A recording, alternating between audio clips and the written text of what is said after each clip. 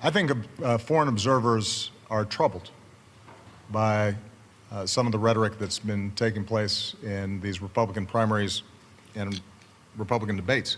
I don't think it's restricted, by the way, to Mr. Trump.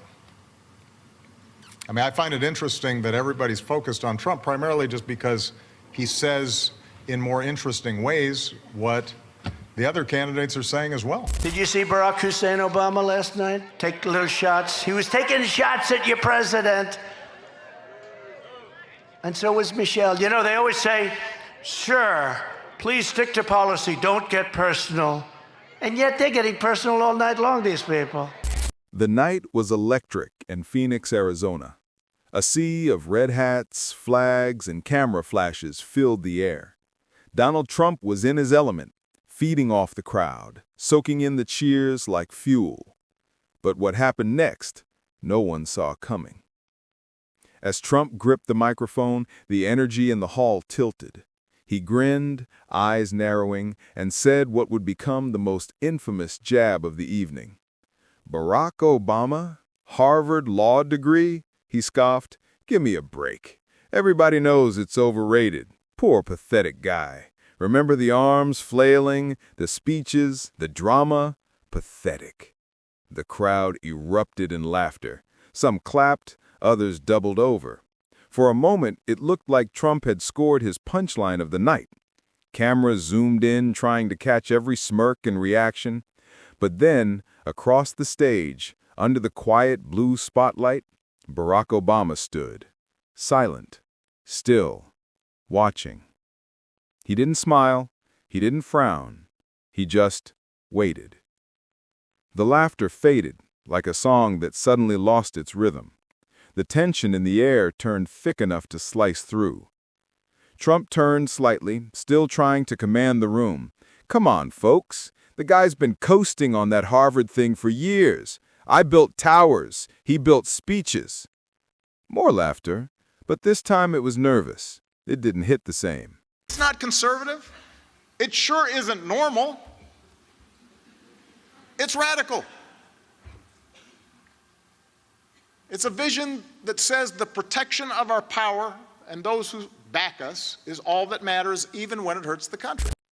Then, Obama took a step forward, calm, deliberate. He didn't raise his voice, he didn't point fingers, he just began. "You know, Donald, I've heard a lot of strange things over the years," he said, with that unshakable composure. "But doubting my Harvard law degree? That's a new one."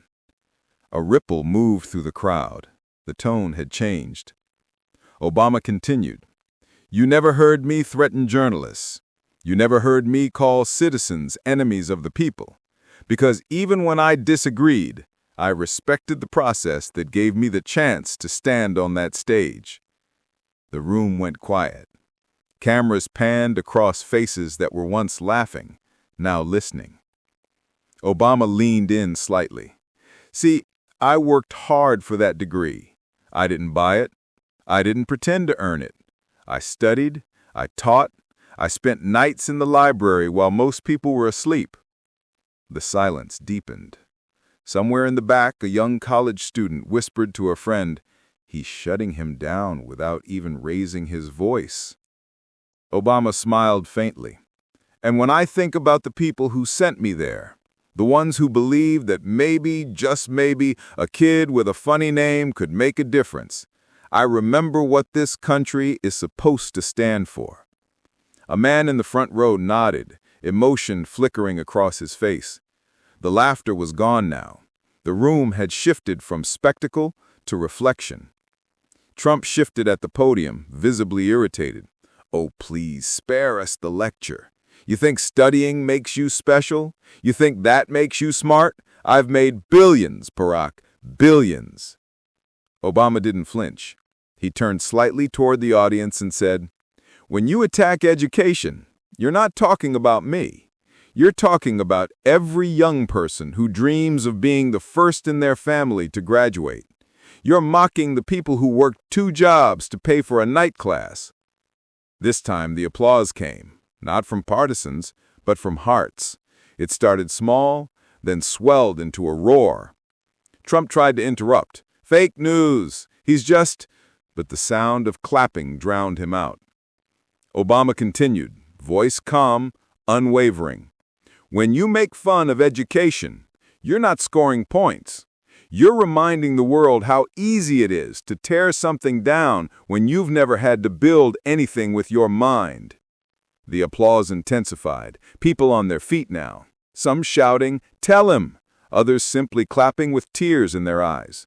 Trump clenched his jaw, his confidence cracked, but before he could grab the mic again, Obama spoke one final truth that would echo far beyond that night. When history writes about us, they won't remember the size of our buildings. They'll remember the size of our character. The hall erupted. Standing ovation, cameras flashed like lightning. Even a few of Trump's staunchest supporters looked shaken. Trump grabbed the mic again, frustration spilling over. "You're all being manipulated. He's reading from a teleprompter. I built America's skyline while he built speeches." But the crowd wasn't with him anymore. His words bounced off walls and vanished into the noise. Obama simply turned, nodded respectfully, and added, "You can laugh at me all you want, Donald, but when you laugh at education, you laugh at America." That was it, the final blow. The audience roared, cheers, chants, applause that went on and on. The cameras captured Trump's expression, tight-lipped, eyes narrowed, arms crossed. Barron sat beside him, looking at Obama with something between awe and confusion. For once, Trump had no comeback, no punchline, just silence. Obama didn't gloat. He didn't smirk. He simply said, "We rise by lifting others, not by mocking them. That's not just leadership, it's humanity." Then he stepped back from the podium and walked off stage to a standing ovation that seemed to last forever. Trump remained frozen, his confidence shaken, his son silent.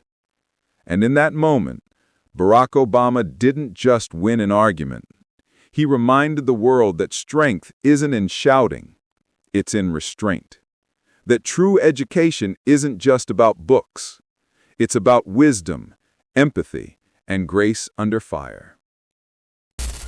I think foreign observers are troubled by some of the rhetoric that's been taking place in these Republican primaries and Republican debates. I don't think it's restricted, by the way, to Mr. Trump. I mean, I find it interesting that everybody's focused on Trump primarily just because he says in more interesting ways what the other candidates are saying as well.